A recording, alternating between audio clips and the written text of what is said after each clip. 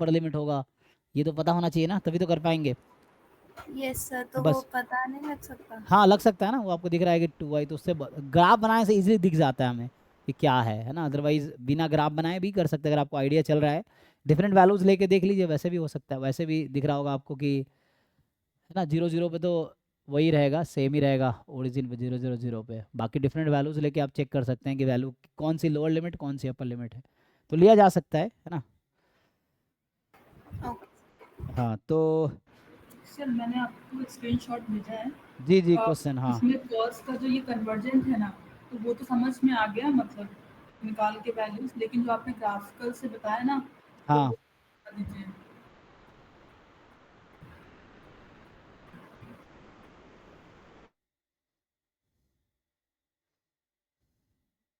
एक मिनट तो चलिए, तो यहाँ पे अच्छा आपने क्वेश्चन भेजा है तो यहाँ पे एक मिनट इसको सेव कर देता हूँ।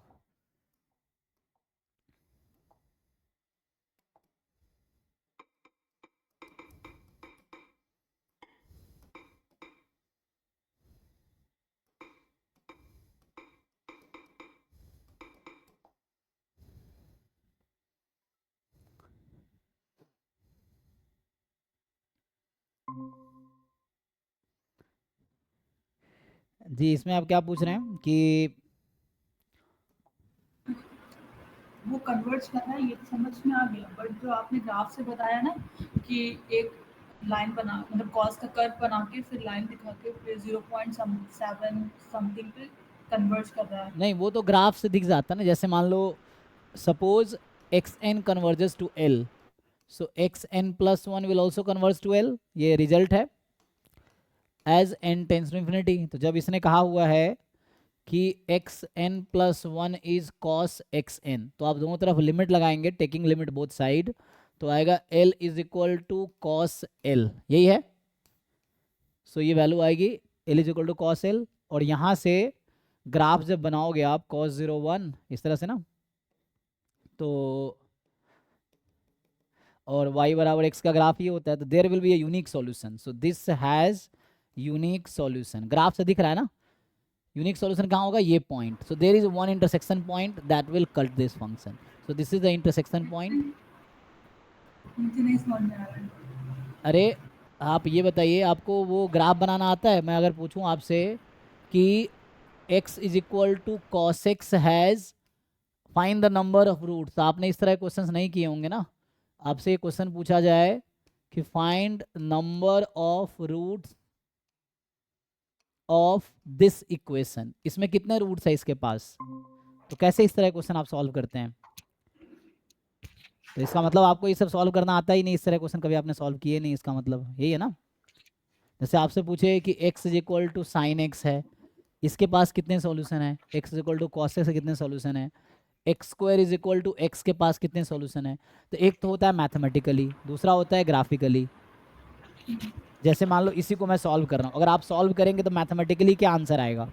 इसके 2 आएंगे, x square minus x is equal to 0 कर देंगे तो x x minus 1, x is equal to 0 और x is equal to x minus 1, x is equal to 1, दो यहाँ से ये आ गया, यही मैं ग्राफ से दिखाता हूँ।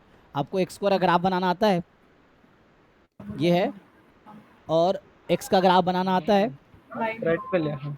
तो ये कुछ समझ आया? तो यही चीज़ यहाँ से आ रहा है ना। तो यहाँ तो सॉल्व करना आसान था, तो आपने सॉल्व कर लिया कि चलो ऐसा हो गया, लेकिन यहाँ पे तो आपको बस देखना है कि होता क्या है, कि what is the graph of x का ग्राफ बनाइए। माइक म्यूट कर लीजिए, किनका माइक ऑन है? इमरान। सो हाँ, सो मैं ये बोल रहा हूँ कि जब भी आपको इस तरह के इक्वेशन का आपको नंबर ऑफ रूट्स जानना हो ना, तो एक्स का ग्राफ बनाना आता है आपको? एक्स, हाँ y बराबर एक्स का ग्राफ बनाना आता है? हाँ हाँ, y is equal to cos x का ग्राफ बनाना आता है? यस, अब देखो कितनी बार कट करेगी वो, हाँ, एक तो ही बात करेगी ना। There is a one solution, वही तो मैं कह रहा हूँ। तो जब भी इस तरह क्वेश्चन में देखना हो कि सॉल्यूशन है कि नहीं है, तो आप ग्राफ बना लो दोनों का अलग अलग, देख लो कितनी बार कट कर रहा है, जितनी बार कट करेगी उतने सॉल्यूशन है उस इक्वेशन का, ठीक है। Thank you sir. चलो अगला नेक्स्ट। तो किनका क्वेश्चन रह गया नेक्स्ट? शशांक आपका, उस शुरू में पूछ रहे थे ना? हाँ सर। हाँ बताइए, चलिए वही